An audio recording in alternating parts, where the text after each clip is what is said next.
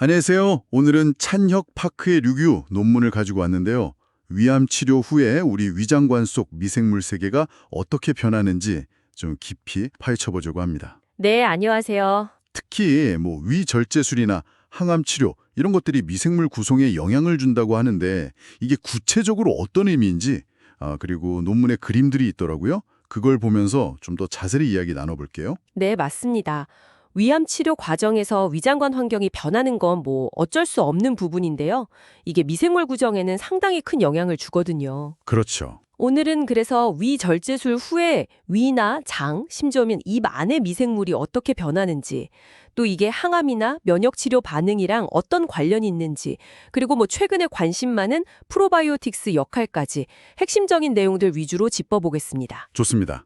그럼 가장 큰 변화를 일으킨다는 위절제술부터 시작해 볼까요? 수술로 위 구조가 바뀌면 구체적으로 어떤 일이 생기나요? 일단 위에 그 물리적인 장벽 기능이 좀 약해지겠죠? 위산 분비도 줄어들고요. 위산 분비가 줄어드는군요. 네. 그러다 보니까 음식물이 지나가는 속도라든지 담즙 흐름 같은 소화 과정 전반이 좀 변하게 됩니다. 당연히 위장관 내부의 pH 농도나 산소 농도 같은 환경 조건도 달라지고요. 환경이 바뀌면 당연히 거기 사는 미생물 종류도 달라지겠네요. 논문의 첫 번째 그림, 피거 1이 바로 이 부분을 설명하고 있는 거죠? 네, 맞아요. 그림 위를 보시면 위절제술 후에 위랑 장 모두에서 미생물 구성이 크게 달라지는 걸 알 수 있습니다. 네. 위에서는 아무래도 위산이 줄어드니까 그 헬리코박터 파일로리 같은 균은 좀 줄어들고요. 대신에 원래 입안에 주로 살던 세균들 있잖아요. 입안 세균이요? 네, 예를 들면 스트랩토코쿠스 같은 것들, 이런 애들이 위에서도 살아남아서 수가 늘어나는 거죠. 아하. 그리고 장에서도 비슷한 변화가 나타나는데요. 역시 구강 유래 세균들이 늘어나고 또 환경 변화에 맞춰서 산소가 좀 더 있는 환경에 잘 적응하는 호기성 세균들이나 아니면 변화된 담즙 환경에 적응한 그런 담즙산 변형 세균들 이런 것들이 좀 늘어나는 경향을 보여요. 와, 입안 세균이 위를 거쳐서 장까지 내려가서 자리를 잡는다는 거네요. 그림 보니까 이런 변화가 단기적인 게 아닌 것 같은데요. 꽤 오래 가는 건가요? 네, 그게 중요한 포인트인데요. 이 변화가 그냥 잠깐 나타났다 사라지는 게 아니라 수술하고 시간이 좀 지나면서 더 뚜렷해지고 또 장기간 유지될 수 있다는 겁니다. 그렇군요.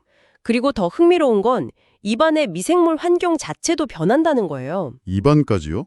네, 논문에서는 락토바실러스는 좀 늘고 푸서박테리움 같은 균은 줄어드는 경향이 관찰됐다고 보고하고 있습니다.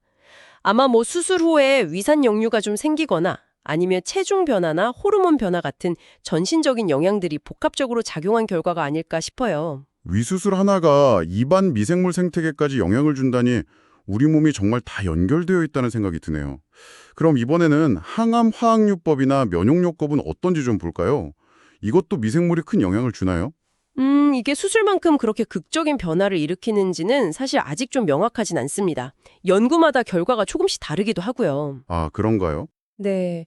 하지만 확실히 주목할 만한 점은 있어요. 뭐냐면 치료에 잘 반응하는 환자 그룹하고 그렇지 않은 환자 그룹 사이에 장내 미생물 구성에서 꽤 뚜렷한 차이가 발견된다는 겁니다. 아, 그게 바로 논문의 두 번째 그림, 피그2 내용이군요. 치료 반응성에 따라 미생물 종류가 다르다. 구체적으로 어떤 차이가 있었죠? 네, 그림 2가 바로 그 연관성을 보여주는데요.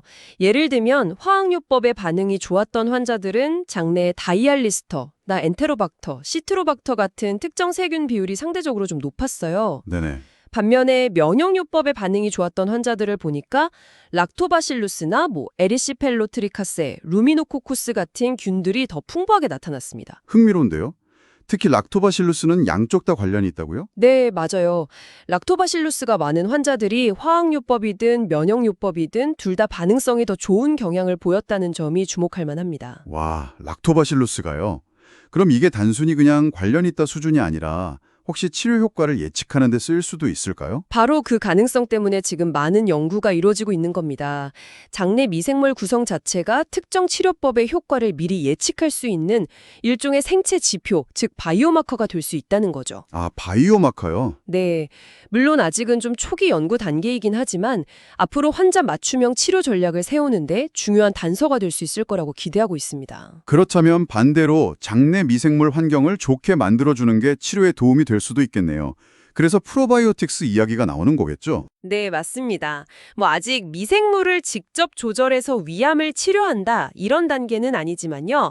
위 절제술 후에 회복하는 과정에서 프로바이오틱스가 긍정적인 역할을 할 수 있다는 연구 결과들이 좀 나오고 있어요. 어떤 결과들이죠? 예를 들어서 비피도박테리움이나 락토바실러스 같은 그런 유익균들을 포함한 특정 프로바이오틱스를 섭취하게 했더니 수술 후에 염증 수치가 좀 감소하고 면역이나 영양 관련 지표들이 개선되고 또 장내 유익균 비율이 높아지는 그런 효과들이 관찰되었다는 보고들이 있습니다. 회복에 도움이 될 수 있다는 거죠. 그렇군요. 자, 그럼 오늘 이야기를 한번 정리해 보겠습니다. 위절제술은 입부터 장까지 우리 소화기관의 미생물 생태계 전반에 걸쳐서 상당히 크고 또 오래 지속되는 변화를 일으킨다. 네. 그리고 항암 치료나 면역 치료의 영향은 그보다는 덜 명확하지만 특정 장내 미생물의 구성이 치료 효과와 관련이 있을 수 있다는 중요한 가능성이 제시되었다. 그렇죠. 마지막으로 프로바이오틱스는 현재로서는 위암 수술 후 회복을 돕는 어떤 보조적인 역할로서의 잠재력을 보여주고 있다. 이렇게 정리할 수 있겠네요. 네, 맞습니다. 오늘 살펴본 내용들이 위암 치료와 우리 몸속 미생물 사이의 그 복잡한 상호작용을 이해하는데 중요한 실마리가 될 것 같습니다. 여기서 한 걸음 더 나아가서 이런 질문을 던져볼 수도 있을 것 같아요. 어떤 질문이죠? 단순히 수술 후 회복을 돕는 걸 넘어서서 미래에는 장내 미생물 환경을 좀 더 적극적으로 조절하는 것이 위암의 치료 반응 자체를 높이거나 혹은 재발을 관리하는 데 있어서 핵심적인 전략의 일부가 될 수도 있지 않을까 하는 거죠. 여러분의 생각은 어떠신가요?